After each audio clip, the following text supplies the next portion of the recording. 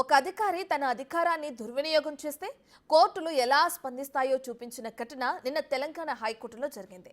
సామాన్యులకు ఆమడ దూరంలోనే న్యాయం ఆగిపోతుందనే అభిప్రాయాన్ని పటాపంచలు చేసింది కోర్టు. అధికారులకు భయపడకుండా పోరాటం చేస్తే న్యాయం ఎవరికైనా అందుబాటులోనే ఉంటుందని రుజువు చేసింది.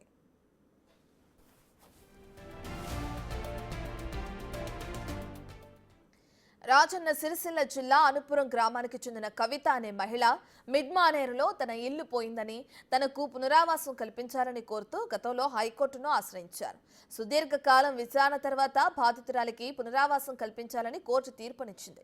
దీంతో బాధితురాలు కోర్టు తీర్పు ప్రకారం న్యాయం చేయాలని జిల్లా కలెక్టర్ను కోరింది. అయితే కోర్టును తప్పుదోవ పట్టించి ఇల్లీగల్ ఆర్డర్ తీసుకొచ్చారన్న అభియోగంతో కవితపై జిల్లా సందీప్ కుమార్ క్రిమినల్ కేసు పెట్టారు. ఇక కలెక్టర్ ఆదేశాలతో ఆమెపై కేసు నమోదు చేశారు.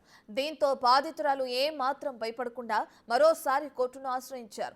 న్యాయమూర్తి ఆదేశాలను అమలు చేయకపోగా తిరిగి క్రిమినల్ కేసులు పెట్టారని కోర్టుకు వివరించారు ఆమె. ఇక దీంతో కోర్టు తీర్పును ధిక్కరించడమే కాకుండా అధికార దుర్వినియోగానికి పాల్పడ్డారని కలెక్టర్పై హైకోర్టు సీరియస్ అయింది.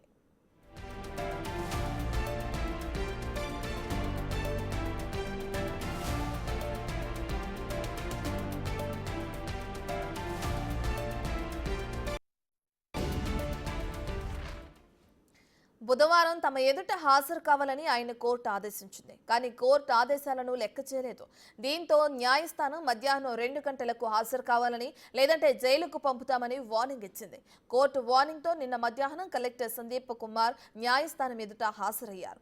2 గంటల పాటు ఆయన్ని కోర్టులో నిల్చోపెట్టి తీవ్ర స్థాయిలో ఆగ్రహం వ్యక్తం చేశారు న్యాయమూర్తి. తామిచ్చిన తీర్పును ఎలా తప్పుపడతారని నిలదీశారు. బాధితురాలిపై కేసు ఎలా నమోదు చేస్తారని ఆగ్రహం వ్యక్తం చేశారు. కోర్టు ధిక్కరణ కింద జైలుకు వెళ్లడానికి సిద్ధంగా ఉన్నారా అని కలెక్టర్ను ప్రశ్నించింది న్యాయస్థానం. దీంతో తాను చేసింది తప్పేనని కలెక్టర్ ఒప్పుకొని బేషరతుగా క్షమాపణలు చెప్పారు.